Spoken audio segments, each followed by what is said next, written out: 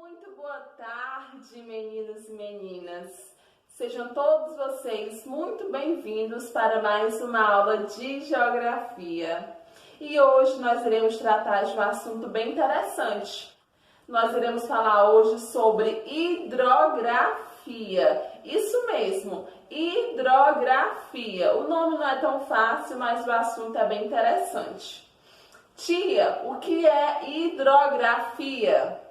Hidrografia é o ramo da geografia que estuda as águas, podendo ser águas de rios, lagoas, oceanos, mares, águas subterrâneas, ou seja, ela estuda todos os tipos de água.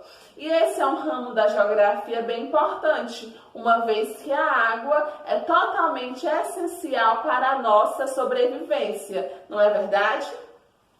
Com isso, nós sabemos que nós podemos encontrar água em 3 estados. Quais são eles? Sólido, líquido e gasoso. Muito bem. Nós também já vimos ano passado o ciclo da água. Nós sabemos que a água ela passa constantemente por um ciclo. E esse ciclo começa com a evaporação. A evaporação é o primeiro passo deste ciclo e ela vai precisar do calor do sol. Então a água evapora, sobe para as nuvens. Lá nas nuvens acontece um novo processo chamado de condensação. Tá? Essas águas vão virando gotículas. Logo depois, quando a nuvem pesa, acontece a última parte, que é a precipitação. Ou seja, precipitação a gente já aprendeu. Precipitação é a chuva. É a chuva que a gente fala. E quando essa água volta para a superfície da Terra, ela pode ter 2 caminhos. Primeiro, ou ela pode escoar, ou ela pode infiltrar. O que é escoar, tia? Quando a água cai para a superfície, né? Ela escoa em direção a mares, rios, lagos e etc. Aqui na nossa cidade, é muito comum ver, quando tem uma chuva muito forte, as ruas ficam alagadas e toda a água escoa para o mar. Quem já observou esse processo? Quando chover bastante, observe como a água vai escoando para o mar. E o processo de infiltração consiste quando a água vem para a superfície da terra, só que ela infiltra, tá? Ela vai lá para o subsolo, formando os aquíferos ou os lençóis freáticos. Falando em água, a nossa principal abundância de água no nosso país, principalmente a água doce, a potável, está concentrada em rios. No nosso país nós temos uma grande quantidade de rios e a maioria deles são rios perenes. O que são rios perenes? Rios perenes são aqueles rios que conseguem estar com água durante todo o período.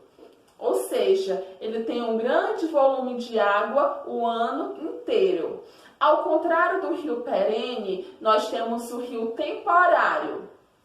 Qual é o temporário, tia? É aquele rio que em certos períodos do ano nós temos a seca, a falta de chuva, esse rio seca, tá bom? Então lembre, rio perene é aquele que não seca de jeito nenhum e rio temporário é aquele que de tempos em tempos ele vai secar por falta de chuva. Esses rios temporários, a maioria deles estão localizados lá no sertão nordestino. Lá em períodos de seca, os rios tendem a secar. A única exceção lá daquela região é o Rio São Francisco, ou seja, o Rio São Francisco ele tem um grande volume de água, ele não seca durante o ano e ele supre a necessidade das cidades vizinhas. Então, o Rio São Francisco é um rio muito importante para aquela região do nosso Nordeste. E já falando em rio, é muito importante a gente relembrar as partes do rio. As partes do rio são nascente, leito, margem e foz.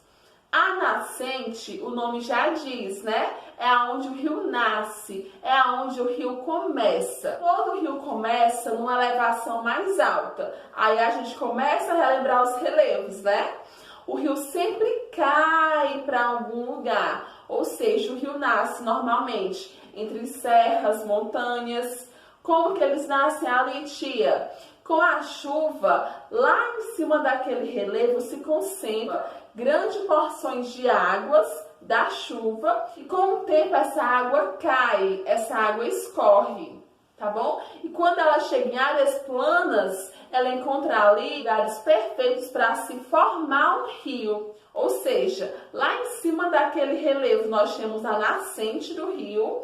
Ele descendo todo o seu trajeto, nós chamamos de leito. O que é leito, tia? É o corpo do rio, é todo aquele espaço que o rio percorre. E a sua margem, tia? A margem de um rio é o encontro do rio com a terra, que nós chamamos de beira do rio, né? Ali a margem é o encontro da terra com o rio.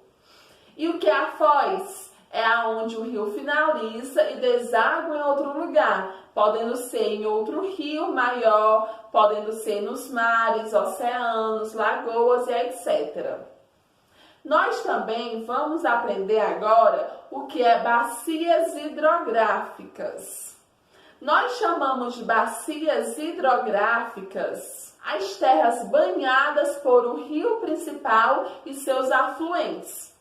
Ou seja, bacias hidrográficas é a terra banhada por esse rio. Quando eu falo do rio principal, eu me refiro a um rio maior e afluentes, rios menores que se encontram com esse rio principal, tá bom?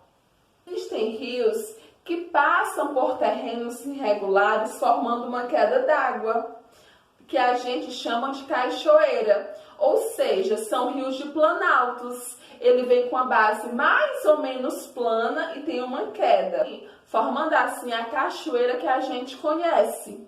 E quando nós temos rios de planaltos, é possível fazer barreiras artificiais para se ter ali águas de reserva, ou seja, cria-se um muro artificial impedindo que a água passe e toda aquela reserva de água pode ser usada para abastecimento doméstico, para abastecimento de indústrias ou abastecimento de usinas hidrelétricas. Para se construir uma usina hidrelétrica, sempre se sacrificam algumas áreas naturais.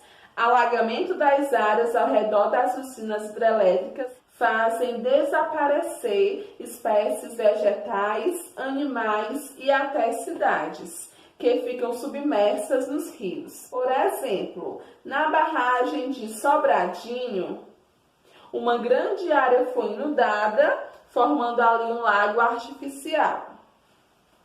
Nós também temos os rios de planície. Lembra da aula de relevo, da aula passada? São aqueles rios que se encontram em áreas mais ou menos planas. Então, nesses rios é possível se ter lazer, é possível se ter pescarias, é possível se ter ali transporte de pessoas e mercadorias, passeios de barcos e etc. Além dos rios, o nosso mundo também possui uma grande quantidade de água salgada, formada pelos mares e pelos oceanos. Nos mares e nos oceanos é possível aproveitar nesses mares e oceanos o seu recurso natural, que é o sal, e também podemos usar a pescaria, pegando aí várias espécies de peixes e crustáceos, além de aproveitar as belezas e o lazer na praia. Agora a tia quer que você abra o seu livro de geografia na página 70 e olhe o significado de várias palavras ali usado nesse conteúdo. Nós vamos aprender o significado e a diferença de mares, de oceanos, lagos, lagoas, riachos, olhos d'água. Então é muito importante que você faça essa leitura, tá bom?